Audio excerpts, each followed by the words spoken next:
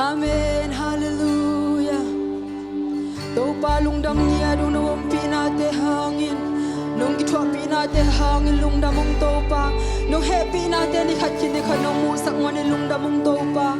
Oh, itam di kilom lung mate leng unong ida tau pa. Navang let nate tanong tuang mana happy nate nong tuang malung dam ya dung tau pa. Hallelujah, hallelujah.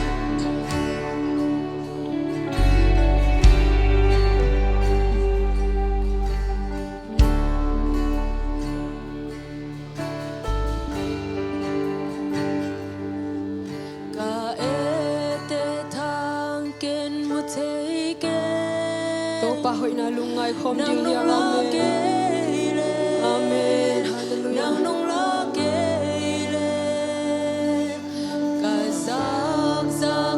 Lung simtak to pahoy natin to pa kisap na to pa wang le nakisap na lungay khom ni amen. Khalve sa khom lai na panapan. Kae te ta kin mu te Nang nong la keile, nang nong la keile, kazak zakha ken tel zoke, nang nong hil keile, nang nong hil keile,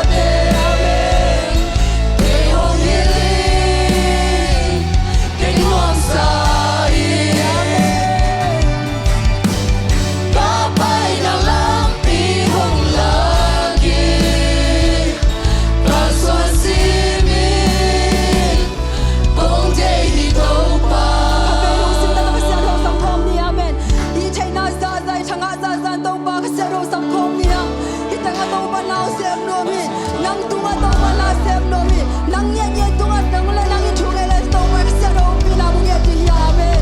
hallelujah hallelujah amen kasiang chona go kisamu hize so baka itopa hallelujah amen hallelujah amen kasiang chona pong kai denin kasiang chona pong pi denin kasiang chona ton tung no huna kisami kasiang chona hallelujah kasiang chona pong pi denin kasiang chona pong kai denin kasiang chona ton tung no huna kisami kasiang chona hallelujah kasiang chona pong pi denin kasiang chona pong kai denin kasiang chona ton tung no huna kisami kasiang chona amen kasiang chona pong pi denin kasiang chona pong kai denin kasiang chona ton tung no huna kisami Nasiala tong nangay natin Amen hallelujah Kay Hongil Oh Isuhong kisamyet Pinamsay Papay ng lampi amen Papay ng lampi hong lagi Kaswan simi Kung jay dito pa Amen kasi ano ni Samba ko sang nailo ku beng jay na tong pa fan na de kon jay Hallelujah hallelujah Yi chay na za la suan ta za na tong pa nin phat bin lam jay na yang jay ni mo Tong pa muang mi te pen cha hat den Ti hallelujah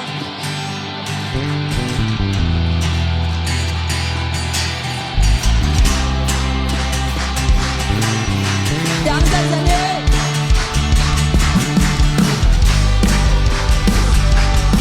Hallelujah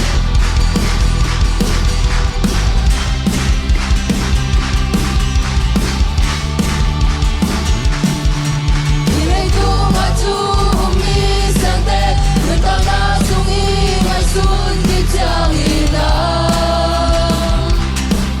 Selegang kêu go bang nun tang na Hai bay le lung dam rồi in ki pak Hai bay le lung kya chân em na te nong tuan Qua bang nun tang na te sung pa lin Tông pa ma ben tin te lin Hasan na tung quay so na Te cha lang wa di hi amen Tông pa mong mi te A cha rin ki gi nga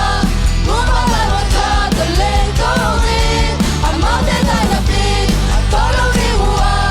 Lam pai na pi kim lo ri hu hi Tông pa mong mi te Hãy subscribe cho kênh Ghiền Mì Gõ Để không bỏ lỡ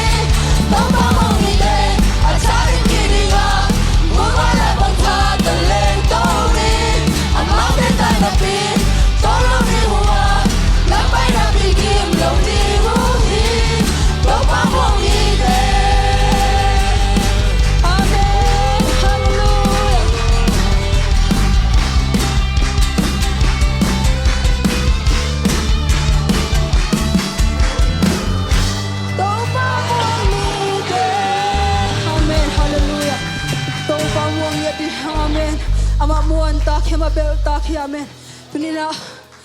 oh hunte khabela na to pa hoina te to pa ongi na te khave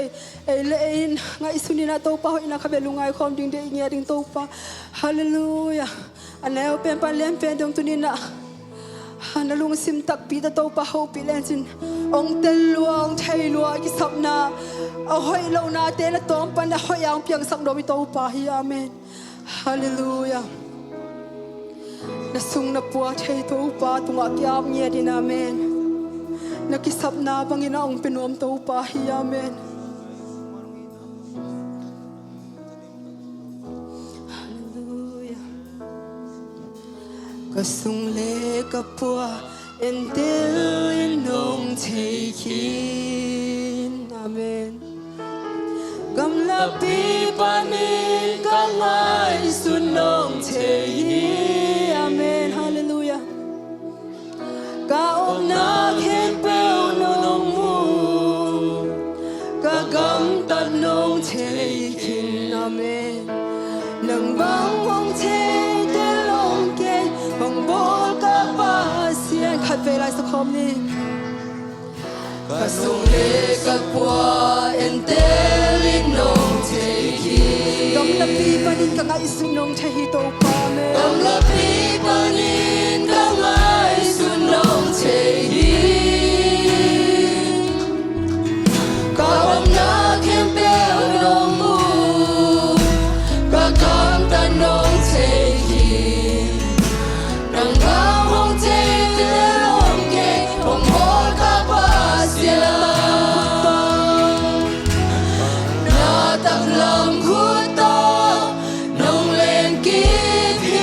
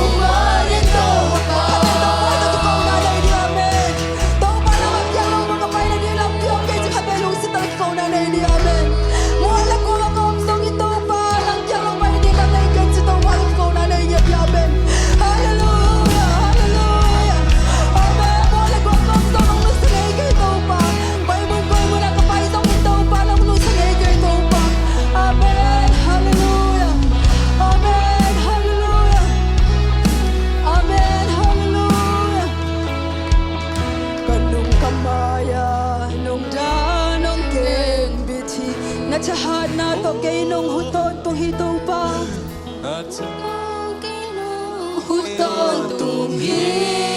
Mole kwa makaomzo Mole kwa makaomzo Nong lusang eke Nong lusyang eke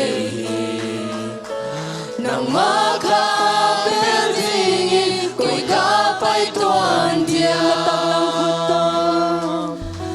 Nataglang kuto Nong lengkipi Paghusan sila happy na poki Hallelujah Nong inabang sa tukyang Bangsa lianin sa iyang Lungdam loy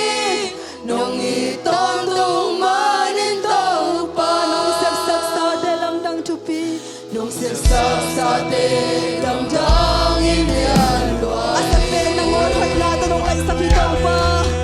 Asapin ang onhoy na tonong laisang Kaya dinagel natin Manpain sa'y luay Simson ay hikay taw pa Simson ay dinigay Kay kung nahoy na Nataglang kuto Nung lengkipin Pagusag sim na heavy na huwagin Nung inabang sa tukyan Bangsa lianin sa iyang Lungdang loy Nung itondong manintong pa Nong saksak sa dalang Dangin yan way Asapin ng orhot na tanong ay sakitaw pa Asapin ang onhoy na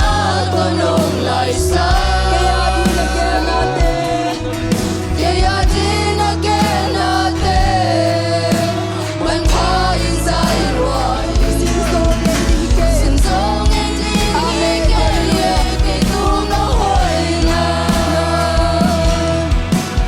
Nataglang kuto Nung lengkipin Pagusap sim na happy na pogin Nung inabang sa tukyan Pangsalianin sa iyang Lunggang loy Nung itondong manintaw pa Nataglang kuto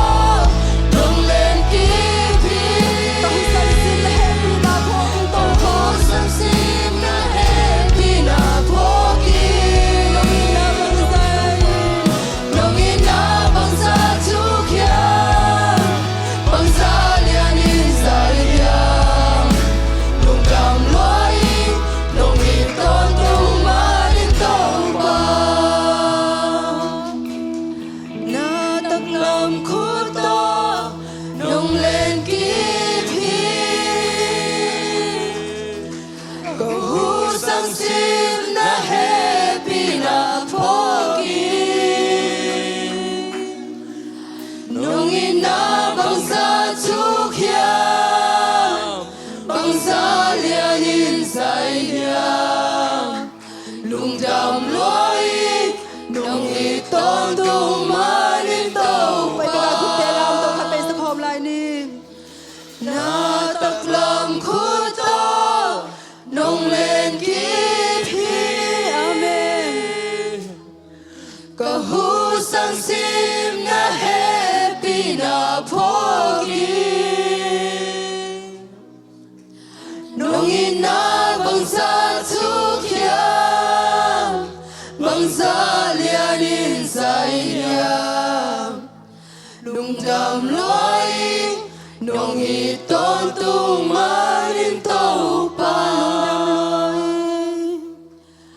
Lungdam loy Nung itondong manintaw pa Amen Hallelujah Nung lungdam nya dung to pa nong happy na te nong i na te hang lungdam mong to pa koi min ka pai song na to pa oh ko mom na pa to pa oh hallelujah ong ching kem din jesu na bang lian min phari nom ton tung ta he o to pa tuni worship te hi chang nong kar suam pi malung dam nya dung ka hunei like hem po te zong to pa o ko te gel na sang hoi zo man phazol e to pa oh hallelujah nuam ta kanong kar suam pe nong githwa pi nya ding uding ka to pa jesu nang ma khusunga ku ngap nya thi amen e be ka tut na lam zon ni